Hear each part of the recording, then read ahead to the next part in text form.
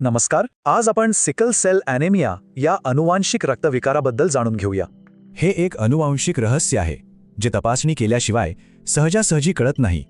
हा एक असा आजार आहे ज्यात लाल रक्तपेशींचा आकार बदलतो आणि त्या लवकर नष्ट होतात.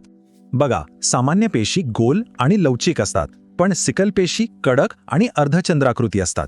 आणि याच आकारामुळे या पेशी रक्तवाहिन्यांमध्ये अडकतात आणि ऑक्सिजनचा प्रवाह थांबवतात. यामुळे शरीरात ऑक्सिजनची कमतरता निर्माण होते, ज्यामुळे असह्य वेदना आणि गंभीर आजार होऊ शकतात. बरं, यात दोन मुख्य प्रकार आहेत. एक म्हणजे वाहक असणं आणि दुसरं म्हणजे रुग्ण असणं. फरक असा की वाहकांमध्ये लक्षणं नसतात, पण रुग्णांना मात्र तीव्र त्रास होतो. हा आजार अनुवांशिक आहे, म्हणजे तो आईवडिलांकडून मुलांमध्ये येतो. समजा आईवडील दोघेही वाहक असतील तर मुलाला रुग्ण होण्याची शक्यता 25% असते. म्हणूनच हे टाळण्यासाठी विवाहपूर्व रक्त तपासणी करणं खूप महत्त्वाचं आहे. ही आहेत काही सामान्य लक्षणं. यापैकी काही जाणवल्यास लगेच तपासणी करून घ्या. याला रोखणं शक्य आहे का? हो, नक्कीच. प्रतिबंध हाच सर्वोत्तम उपाय आहे.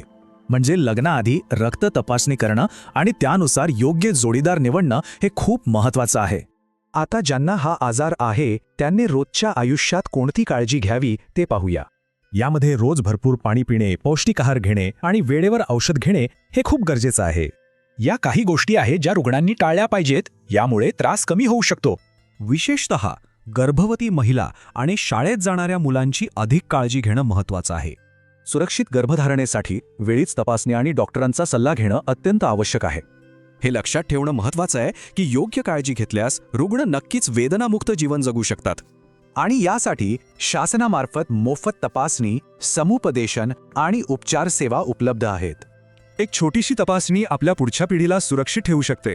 तर मग विचार नक्की करा.